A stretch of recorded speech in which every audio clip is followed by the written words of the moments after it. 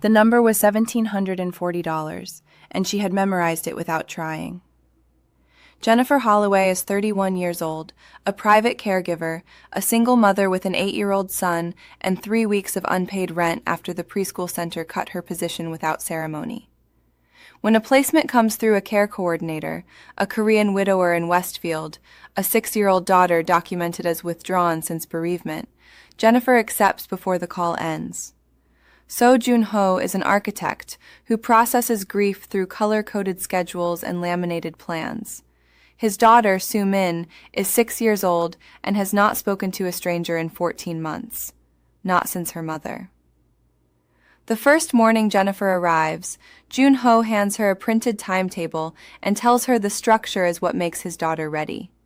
Jennifer turns it face down and sits on the floor. What grows between a woman learning to trust ground that keeps shifting and a child who has already lost what she needed most is not a simple thing. It takes 9 days to earn a laugh. It takes much longer to earn what comes after. Before starting the story, comment down below where you are watching from and what time it is there. If stories of love, courage, and second chances move you, leave a like, be sure to subscribe to the channel, and click join to become a member and help our channel.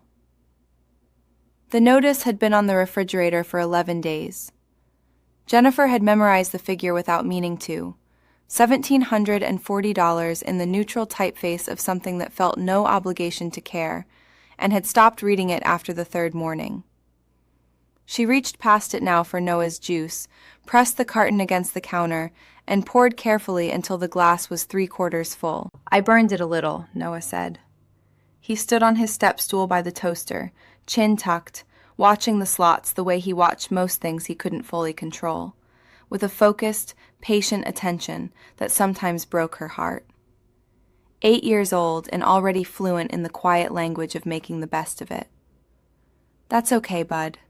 She pulled the notice off the door without looking at it and folded it in thirds. 3 weeks behind.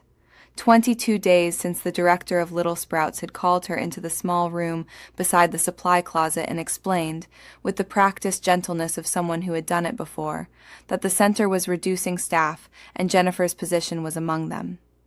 She had said thank you. She had dropped Noah at school, sat in the parking lot for 40 minutes with the engine idling, and watched a sparrow worry at a chip wrapper on the asphalt until something in her chest went still enough that she could drive. The toast came up burned at one corner.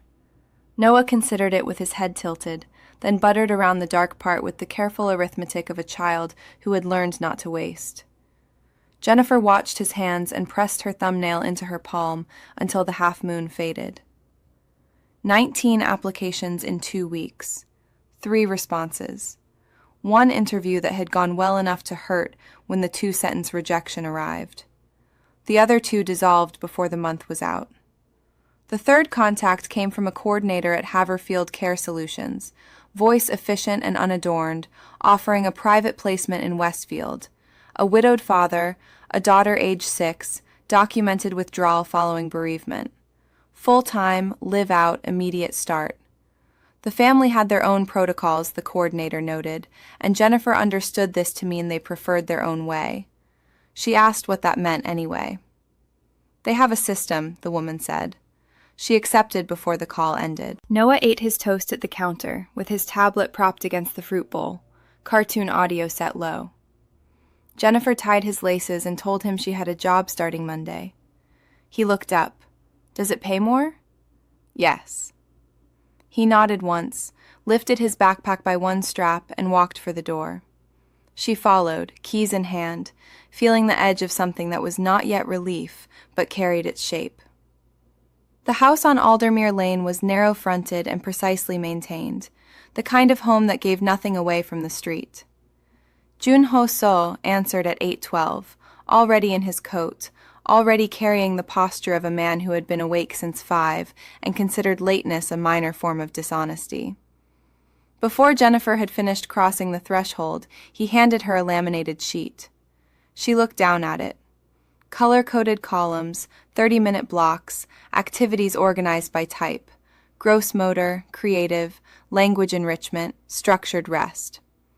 Each entry had a small checkbox. Sumin responds to consistency, he said. She needs to know what's coming. Jennifer held the laminate. How long has she been like this? He kept one hand on the doorframe a beat longer than necessary. 14 months, since her mother. The sitting room was pale and quiet. Sumin sat cross-legged in the center of the rug, a blank sheet of paper across her knees, a cobalt crayon held loosely in one hand with the cap still on.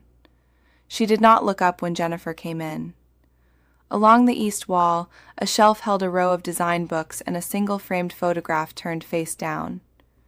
Jennifer noticed it the way you notice something someone has deliberately made difficult to see. She said good morning. Sumin's gaze drifted to the far wall. Jennifer tried twice more across the next hour, setting the crayon box within reach, naming a color, asking if Sumin had a favorite thing to draw. The girl moved the cobalt crayon 2 inches to the right and said nothing. Jennifer checked the laminated schedule on the coffee table. 9 to 9:30, structured drawing activity. She turned the schedule face down and sat on the floor, not beside Sumin, 2 feet to her left, legs crossed, hands loose in her lap. She didn't speak. She didn't reach for anything. She didn't try to catch the girl's eye. She looked at the middle distance and let the room be what it was. Junho appeared in the doorway at 9:42. His gaze moved to the overturned schedule, then to Jennifer on the floor. You're 12 minutes off plan. She's not ready. The structure is what makes her ready. Jennifer turned her head and looked at him steadily. That schedule is for you, not for her. Something shifted behind his eyes. Not anger yet, but the stillness that lives before it. He stepped fully into the room. I hired a professional. I am one. Then use the system. It exists for a reason. I know what it's for. She kept her voice even, unhurried. Watching a child shut down is frightening. A printed plan makes it feel manageable. But she needs someone who will sit in the unmanageable with her, not route around it. He lifted the schedule from the table. The laminate made a small sound against his fingers. This placement is probationary. I understand. He left without another word. The room settled. The clock above the fireplace moved 1 minute forward. 4 minutes later, Sumin pressed the cobalt crayon, cap still on, against the paper. Not a mark, just pressure. Contact. Her hand stayed there, and she stared at it as though she were watching someone else make the decision. Jennifer stayed exactly where she was. She breathed in through her nose and out slowly and kept her hands still. Somewhere in the house, a door closed. She did not move for another 20 minutes. The crayon stayed against the paper, Sumin's hand stayed on the crayon, and Jennifer stayed on the floor 2 feet away, not watching the girl, just being present in the same room, the same light, the same quiet. When Junho's car pulled out of the drive just after 10, Sumin lifted the crayon and set it down beside the paper without drawing anything. But she didn't leave the rug. That was day 1, and Jennifer counted it. By day 4, the cap was off the cobalt and Noah was on the rug. Jennifer had started bringing him after school, and Sumin had looked at him for a long moment before returning to her work. They drew in parallel, Noah narrating under his breath, Sumin silent, the way 2 children establish trust when neither wants to ask first. One careful glance at a time. Jennifer sat in the armchair with a book open and did not comment on any of it. Day 7, Sumin drew a tree. Not the thick abstract marks she had been making, shapes with no clear referent, the kind a child produces when she is drawing feeling rather than image, but a deliberate outline, a trunk with roots and a canopy reaching to the top edge of the paper. She finished it, set the crayon down, looked at it for a long moment, and then pushed it to the edge of the rug toward Jennifer. Not discarded, offered. Jennifer looked at it. That's a good tree. Sumin pulled the paper back and added a branch. Day 9. Noah tried to balance a crayon on his nose. He held very still for 3 seconds, chin tipped up, breathing through his mouth, the crayon wobbling, and then it bounced off his chin and landed with a plastic click in the fruit bowl Jennifer had brought from home. Sumin laughed. A small sound, startled out of her, caught quickly. But Junho was standing in the hall just outside the doorway, and Jennifer heard him go still. When she looked over her shoulder, he was standing with one hand on the doorframe and his eyes closed. He held that for exactly 2 seconds. The morning after, Sumin was at the sitting room window when Jennifer arrived. Forehead pressed to the glass, breath fogging it. She turned when she heard the key in the lock and didn't move toward the door, but she stood straight and waited, the cobalt crayon already in her hand. Junho noticed.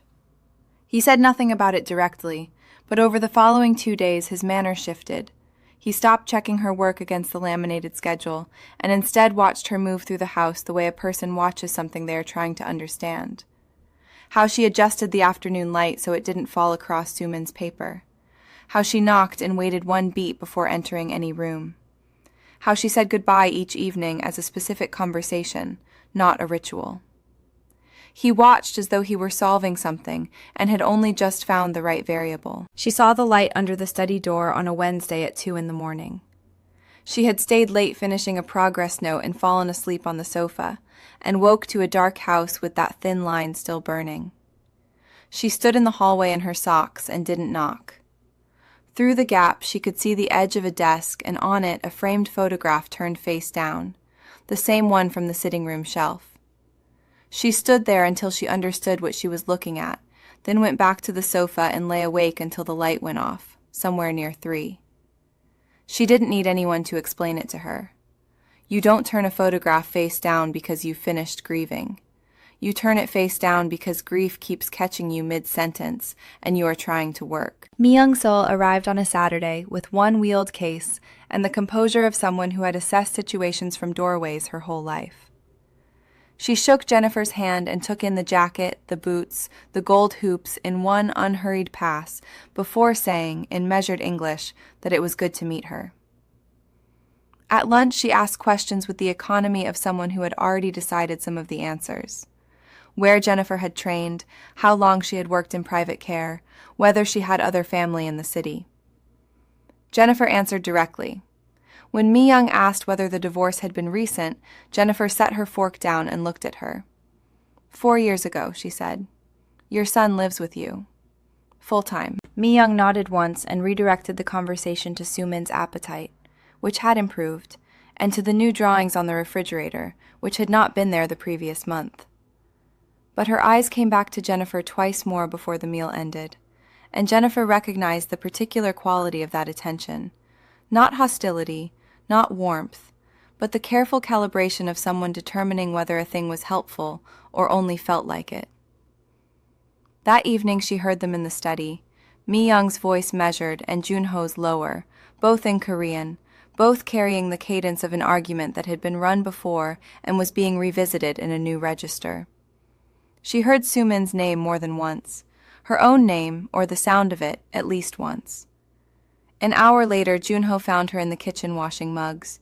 He leaned in the doorway. She thinks Sumin is growing too dependent on you. Jennifer kept her hands in the water. What do you think? He was quiet for a moment. I think Sumin hasn't waited at a window for anyone in 14 months. She set a mug in the rack and dried her hands on the dish towel.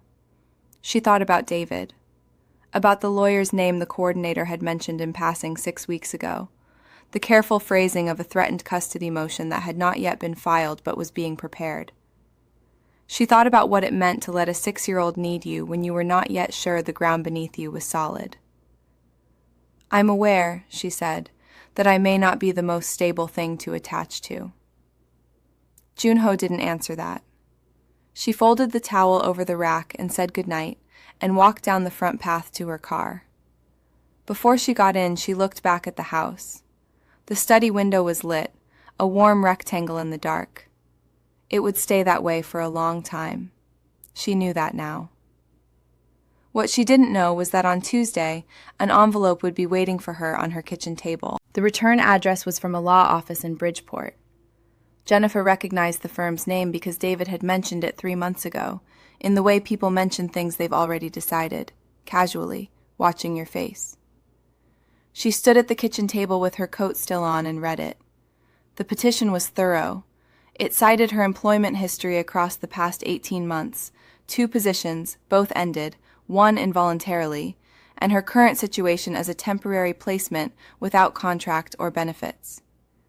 It noted that she rented, that her income was inconsistent, that she had no secondary household support. There was a paragraph about Noah's educational continuity that read like a performance review.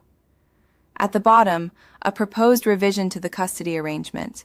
Primary physical custody to David Holloway and his partner Sarah Chen, effective pending court approval, with Jennifer retaining weekend visitation every other week. She set the papers on the table and went to stand at the window. Across the alley, someone had left a pot of dead herbs on the fire escape landing. She stayed there until she heard Noah's key in the lock. She did not tell him that night. Junho was pouring coffee when she arrived Wednesday morning. She set the adjusted schedule on the counter. She did it herself now, revised from his original, calibrated to what she had learned about Su-min over 11 days, and he looked at her face before he looked at the schedule.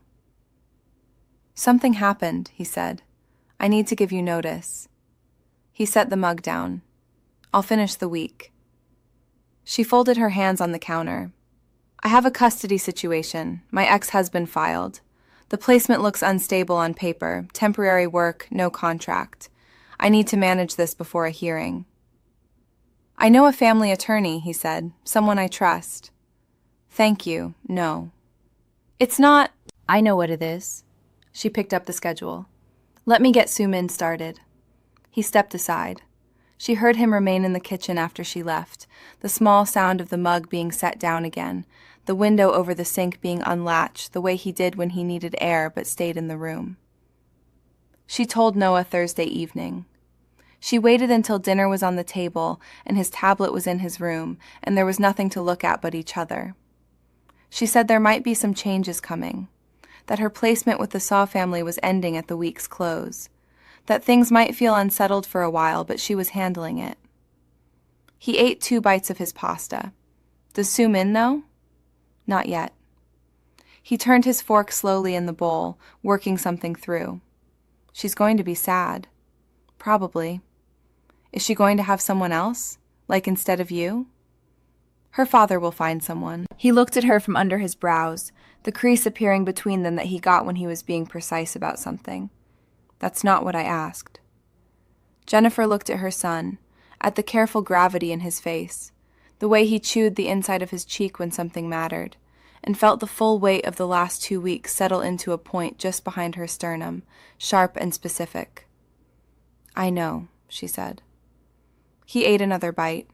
He didn't push further, but when he got up to bring his bowl to the sink, he let his shoulder rest briefly against her arm as he passed. Not a hug, something smaller. A gesture that meant, "I know you're trying," delivered without looking at her. And then he went to his room and closed the door quietly. Jennifer ran the tap cold and stood there with her hands under the water until she felt the temperature in her palms. Friday she arrived at Aldermere Lane for the last scheduled day. Su-min was at the window already, nose to the glass, watching the front walk. She turned when she heard the key and was standing at the foot of the stairs by the time Jennifer stepped inside. She held up a drawing. Jennifer recognized it as the one begun earlier in the week, still unfinished, 4 figures beneath the familiar tree, the lines rough and deliberate, the way 6-year-olds draw what they mean rather than what they see. 2 tall figures, 2 small ones. The tree's canopy had been extended since the last time Jennifer had seen it, but the drawing was still open at the edges, as though the edges had not yet been decided. Jennifer took it carefully in both hands and held it. Su-min watched her face. Jennifer held it another moment, then handed it back. "Let's work on it today," she said. Su-min looked down at the drawing, looked up, and ran to the sitting room. Jennifer stood in the entryway and listened to the small feet cross the wooden floor, the familiar creak of the girl settling onto the rug. She hadn't told Su-min yet. She told herself she was waiting for the right moment. She told herself it was better to wait. She was also aware, and it was the kind of awareness that sat in her chest without comfortable resolution, that Su-min had asked her once, 3 days ago, in the way children ask things they don't expect an answer to, whether Jennifer would come to the school performance next Thursday. That Junho had already said yes. That Jennifer had said she didn't know yet and changed the subject. Her phone buzzed in her jacket pocket, a notification from the legal aid office confirming Monday's appointment. She put the phone away and went in. Behind the sitting room door, she heard the cobalt crayon moving across paper, then stopping, then moving again. The sound of someone working carefully, not finished, not rushing, waiting. She went anyway. She told herself it was for Su-min, which was true, and she did not examine the other reasons too carefully. The legal aid appointment on Monday had not gone badly. The attorney had been direct about the timeline, less certain about the outcome. And by Thursday, Jennifer was driving Noah to school and then pointing the car toward Westfield without having made a conscious decision to do it. Junho had promised to attend. He'd said it at the breakfast table on Monday with his phone face down, which was a gesture he used to signal seriousness, and Su-min had looked at him for a moment with dark, level eyes before going back to her toast. She had been drawing all week, the unfinished paper appearing each evening on the kitchen counter, the 4 figures growing more defined each morning, as though she were working on it at night. Jennifer had not yet officially withdrawn her notice. She told herself she was waiting to see how the week went. The school hall smelled of floor wax and the particular anxiety of parents in good coats. Jennifer found a seat toward the middle, Noah beside her, and opened the program. Su-min's class was in the 3rd act, playing woodland creatures in a recital involving singing in pits. The program noted this with an asterisk. Interpretive movement. Jennifer had helped Su-min practice the hand motions twice on Tuesday. The girl had done them very seriously, cobalt crayon still in her non-performing hand throughout. The 1st act started. Jennifer checked her phone once and put it away. Noah watched the stage with his chin propped on his fist. Beside her, an empty seat held a folded coat that was not Junho's because Junho had not yet arrived. Backstage, she didn't know this yet. Su-min was standing in the left wing in her costume, a brown felt tunic over her white shirt, holding the hem with both fists, scanning the audience through the gap in the curtain with the focus of someone who has identified a specific face and cannot find it. She looked for 15 minutes. Then she went behind the curtain instead. The 2nd act ended. Applause, reshuffling. Jennifer turned once toward the door at the back of the hall, then turned forward again. Noah noticed but didn't say anything. When the 3rd act began and the woodland creatures filed out from the right wing, Su-min was not among them. A teacher at the edge of the stage noticed immediately and slipped behind the curtain. She came back out 30 seconds later and scanned the front rows, and Jennifer, reading the teacher's face, was already standing. She found Su-min behind the heavy curtain on the left side of the stage, sitting on the cold floor with her back against the painted flat of a cardboard tree. The same crooked-limbed shape from the school backdrop, nothing like the deliberate tree she'd been drawing all week. The felt tunic was twisted. Her face was dry, but her hands were pressed flat to the floor on either side of her, like she was checking that it was still there. Jennifer came around the curtain and sat down on the floor. She sat on the girl's left side, 2 feet away, legs crossed, hands open. She did not speak. She did not reach for her. She looked at the middle distance and breathed, and let the cold floor be cold. Su-min looked at her. Then she reached over and put her small hand in Jennifer's hand. Jennifer closed her fingers around it and stayed there. That was where Junho found them. He came around the curtain with his coat still on, a streak of outside cold coming in with him, the controlled urgency of a man who had run from a parking lot. He stopped when he saw them on the floor, his daughter's hand in Jennifer's, both of them sitting against the cardboard tree in the half-dark. Su-min looked up at her father. Then she stood, Jennifer's hand releasing her without hesitation, crossed the 2 feet between them, and pressed her face to Jennifer's shoulder instead of his. "Mom," Su-min said. The word was quiet and direct, the way children say the truest things. "Please don't leave me." The air between Jennifer and Junho, across the child's head, held something that neither of them had put into words yet. He looked at her. She looked at him. His face was very still and very open, the way a face goes when a person has stopped managing it. The teacher appeared at the curtain. Junho turned his head. The moment closed like a hand. Later, much later, after the applause and the photographs and Noah presenting Sumin with a purple crayon from his pocket as though this were a formal ceremony, Jennifer stood in Junho's kitchen with her coat on and her bag on the chair because she had been intending to leave for the last 20 minutes. Junho came in from the hallway. "Don't go," he said. Not a question, not a request disguised as something else, just the words. Jennifer kept her hands on the counter. "I confuse grief with loyalty," he said. "I've been doing it for a long time." He stopped. "The photograph was face down because I was working. I still love her, but that's not—" He didn't finish. He didn't need to. "I'm afraid of things I need," Jennifer said. The words were in the room before she'd decided to say them. "Every time I've needed something, it's been the thing that gets taken." The kitchen was quiet. Outside, Noah and Sumin's voices moved through the hallway toward the stairs, distant and companionable. He didn't reach for her. She didn't move. They stood in the kitchen with everything they'd just said still present between them, and it felt, not resolved, but honest, like ground that might hold. "Stay for dinner," he said. She took her coat off and put it on the chair. He walked them to the door 2 hours later, Noah in his jacket, Sumin standing on the second stair to be at eye level, saying goodbye with the gravity of a child who has decided a feeling is worth showing. Jennifer was at the foot of the steps when Sumin called her name. She turned. The girl was at the top of the stairs, in her pajamas now, holding the drawing out over the banister. 4 figures under the wide tree, 2 tall and 2 small. The crayon lines were careful and sure everywhere except the edges, where the paper was still open, the branches still reaching, the border of the tree not yet drawn closed, the whole image waiting to see what else might fit inside it. If this story moved you, stop for a moment and reflect. When Sumin pressed her face to Jennifer's shoulder and said, "Mom," not out of confusion but out of terror, what did that moment ask of you? Have you ever watched someone carry grief so carefully that they turned a photograph face down just to keep working?